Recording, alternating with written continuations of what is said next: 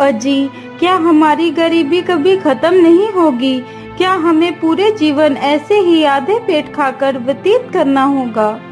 अरे भाग्यवान, मैं लकड़ी काटने बेचने के अलावा और कर भी क्या सकता हूँ। देखते हैं, यदि कभी हमारे जीवन में सुख लिखा हो तो वह सुख हमें जरूर मिलेगा। अच्छा भाग्यवान, अब मैं चलता हूँ, मेरा लकड़ियाँ लेने जाने का समय हो गया है। अरे मेरे प्यारे गधे, चलो, अब हमारा लकड़ियाँ लाने का समय हो चुका है। इतना कहकर लकड़हारा अपने गधे को लेकर जंगल की तरफ निकल पड़ता है।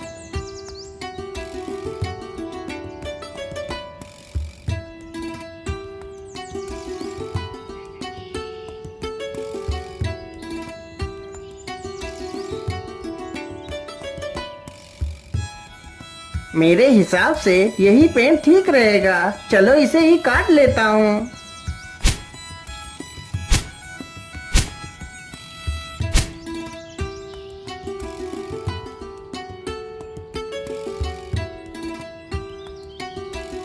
लकड़हारा जल्दी से लकड़ियां काट कर अपने गधे पर लाद लेता है और घर की तरफ निकल पड़ता है।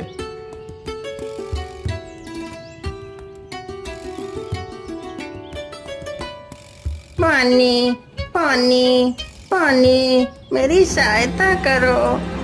अरे, ये किसकी आवाज है? मुझे लगता है कोई तकलीफ में है। चलो चलकर देखता हूँ। लकड़हारा जल्दी से उसी ओर जाने लगता है जिस ओर से वह आवाज आ रही थी। पानी, पानी, पानी, मेरी सहायता करो। अरे, ये क्या? ये तो एक तोता है, लेकिन यह तो पूरी तरह जख्मी हो चुका है। मैं ऐसा करता हूँ, इसे भी अपने साथ ही ले चलता हूँ। लकड़हारा जल्दी से उस तोते को उठा लेता है और उसे भी अपने साथ ले जाता है।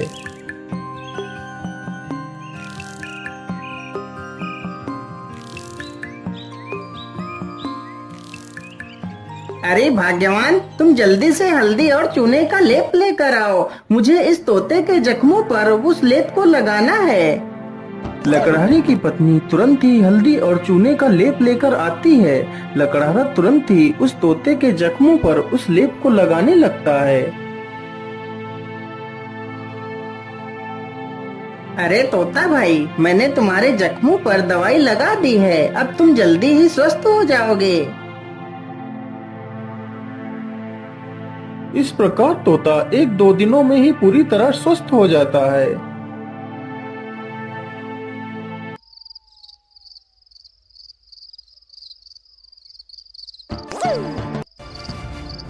चलो, आज तो इसी झोपड़ी में ही चोरी कर लेता हूँ। हो सकता है इस झोपड़ी में ही मुझे कुछ काम की चीज मिल जाए। इतना कहकर वह चोर उस झोपड़ी में घुस जाता है। तभी वह तोता उस चोर को देख लेता है। अरे मालिक, जल्दी से उठिए, देखिए चोर आ गया। अरे मालिक, जल्दी उठो। अरे मालिक, जल्दी से उठिए, देखिए चोर आ गया। अरे मालिक, जल्दी उठो। अरे वाह, यह तोता तो बोलता भी है। तो क्यों ना मैं इसी तोते को ही पकड़ ले जाता हूँ। बाजार में तो इसकी कीमत अच्छी मिलेगी, और तो कुछ इस झोपड़ी में दिख भी नहीं रहा है। इतना सोचकर चोर तुरंत ही तोते का पिंजरा उठाता है और वहां से भाग जाता है।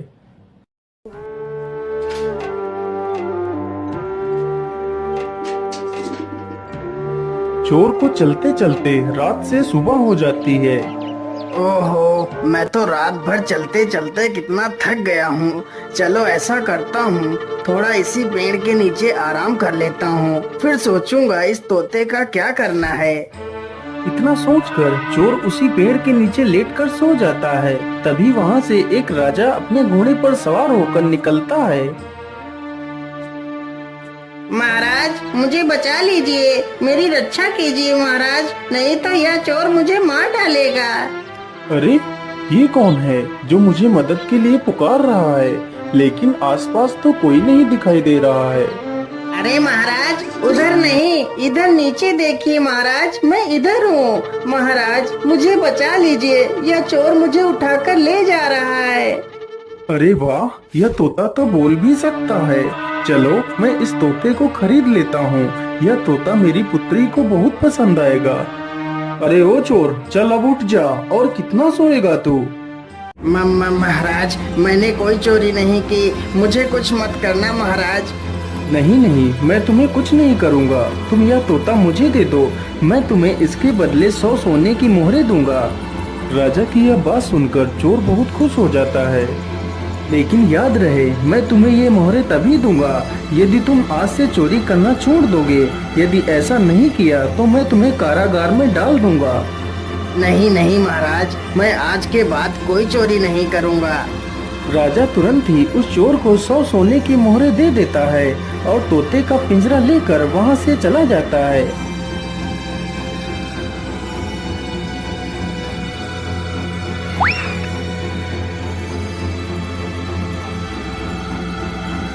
अरे राजकुमारी, तुम कहाँ हो? देखो मैं तुम्हारे लिए क्या लेकर आया हूँ। अरे पिताजी, यह तोता तो कितना सुंदर है। हाँ पुत्री, यह कोई ऐसा वैसा तोता नहीं है। यह तोता इंसानी भाषा को बोल और समझ सकता है। फिर तो यह एक अद्भुत तोता है। पिताजी, आज से मैं इस तोते को अपने साथ ही रखूंगी।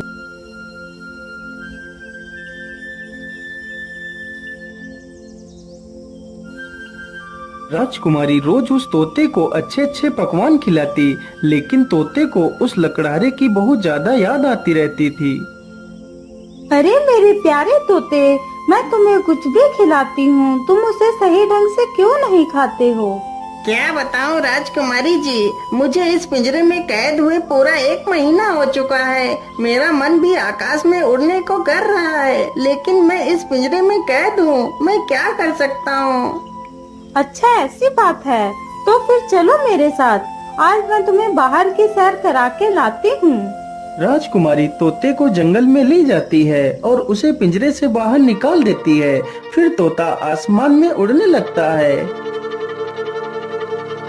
अरे ये क्या, ये पेड़ इतना चमक क्यों रहा है? क्या यह पेड़ कोई जादुई पेड़ है? अरे राजकुमारी जी, उधर देखिए, यह पेड़ इतना चमक क्यों रहा है? क्या यह कोई जादुई पेड़ है? अरे हाँ, मुझे तो लगता है यह कोई जादुई पेड़ ही है। चलो इसके पास चलते हैं। राजकुमारी तथा वह तोता दोनों उस वृक्ष के पास जाते हैं। राजकुमारी जैसे ही उस वृक्ष को स्पर्श करती है, तभी वह उस वृक्ष में समा जाती है। यह देखकर तोता हैरान हो जाता है। अरे राम राम राम, ये क्या हुआ? राजकुमारी तो पेड़ के अंदर चली गई। मुझे जल्दी से यह खबर राजा को देनी होगी।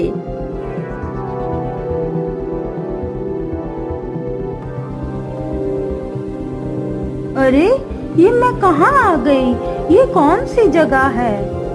तभी एक बड़ा सा बाज राजकुमारी के सामने आकर खड़ा हो जाता है। अरे यह बाज तो कितना विशाल है। इतना बड़ा बाज तो मैंने आज तक नहीं देखा। तभी वह बाज राजकुमारी को अपने पंजे में दबाकर उड़ जाता है। अरे दुष्ट बाज, मुझे छोड़ दे। तू मुझे कहाँ ले जा रहा है? वह बाज राजकुमारी को एक गुफा के भीतर ले जाता है, जहाँ एक डायन खड़ी होती है।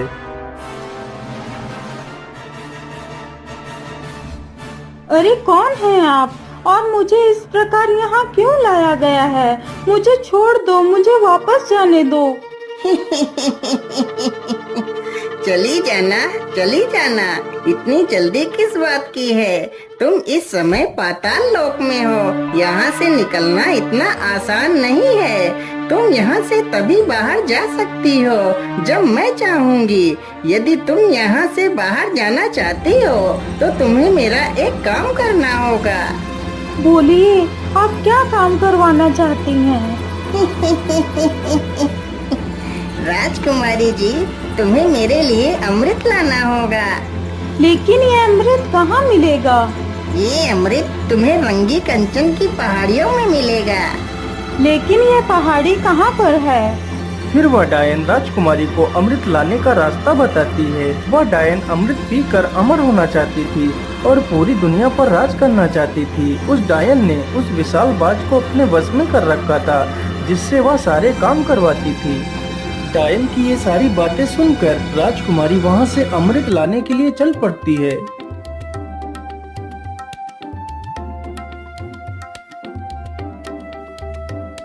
राजकुमारी अमृत ढूंढते ढूंढते उन्हीं पहाड़ियों पर पहुंच जाती है जहां पर अमृत था। मुझे लगता है इसी गुफा में ही अमृत होगा। चलो इसके अंदर चलती हूँ। राजकुमारी जैसे ही गुफा के अंदर प्रवेश करने की कोशिश करती है, तभी एक जहरीला सर्प राजकुमारी को डस लेता है और राजकुमारी की वहीं पर मृत्यु हो जाती है।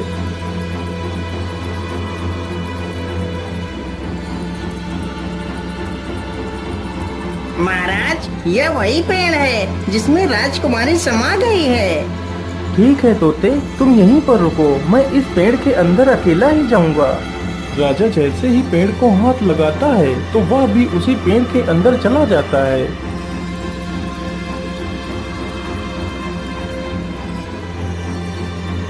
तभी वही बाज फिर से आता है और राजा को भी उठाकर उसी डायन के पास ले जाता है।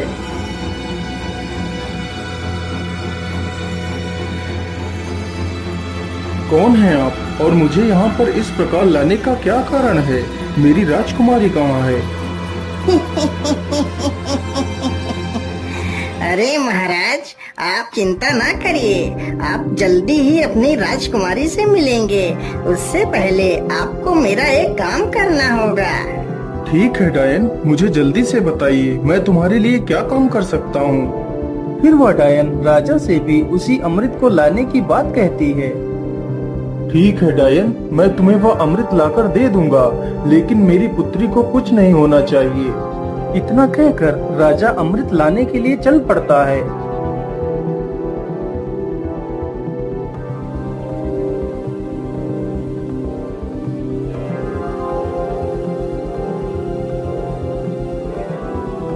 राजा चलते चलते उसी गुफा के पास पहुंच जाता है जहां पर उसकी पुत्री की लाश पड़ी हुई थी।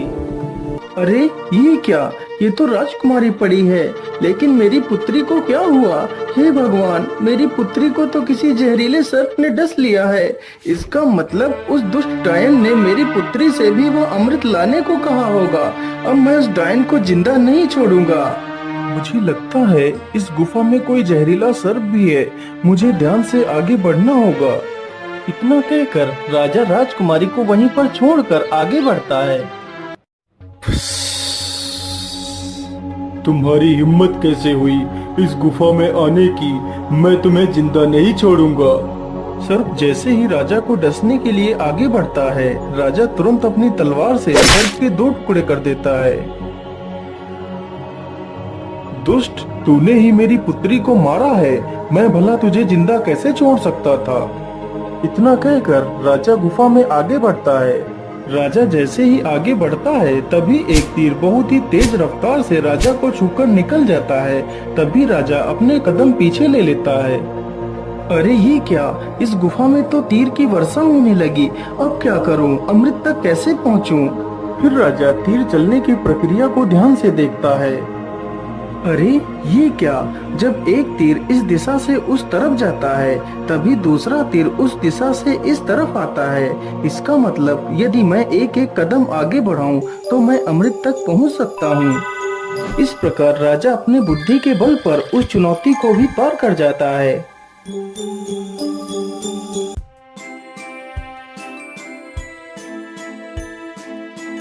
अरे वो रहा अमृत, चलो जल्दी से अमृत को ले लेता हूँ।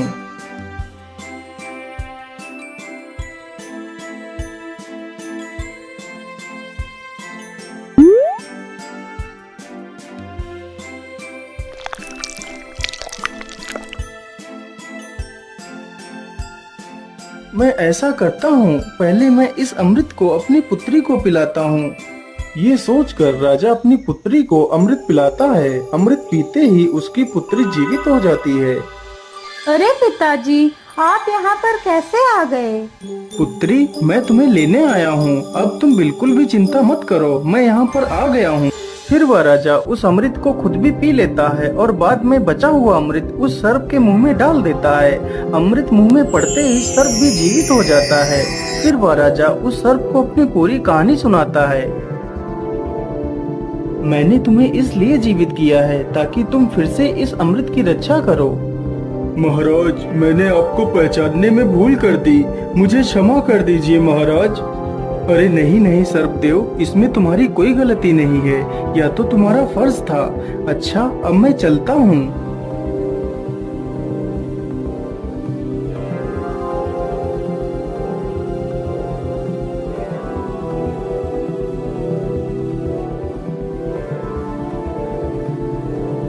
राजा उस बोतल में अमृत के स्थान पर एक तालाब से साधारण जल भर लेता है और डायन के पास पहुंच जाता है। ये लीजिए डायन, मैं तुम्हारे लिए अमृत लेकर आ गया हूँ। अब मुझे बाहर जाने का रास्ता बता दीजिए।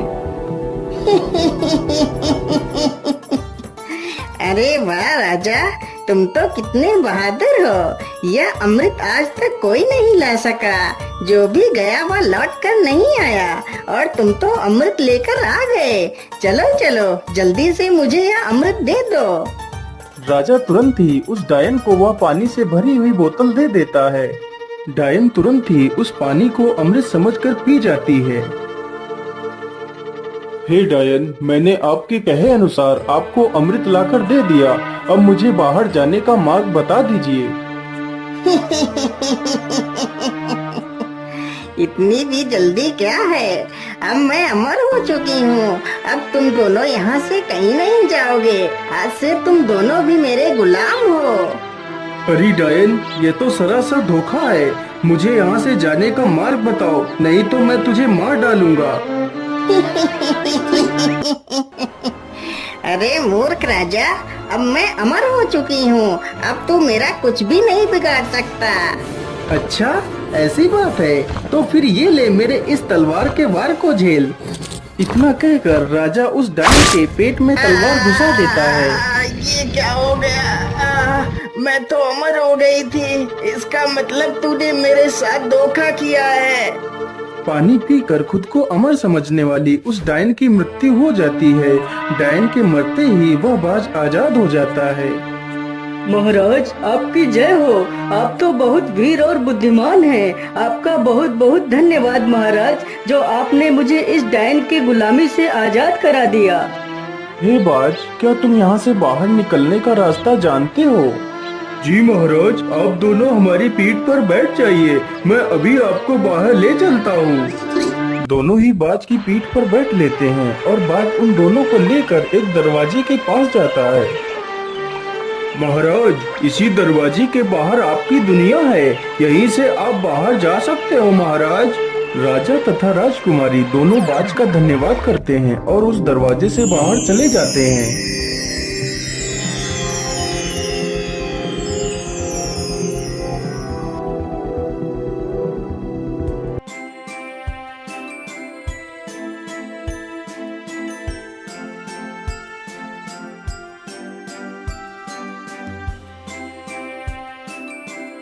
हे तोते, यदि आज तुम न होते तो मैं कभी भी अपनी पुत्री को नहीं पा सकता था, इसलिए मैं तुमसे बहुत प्रसन्न हूँ।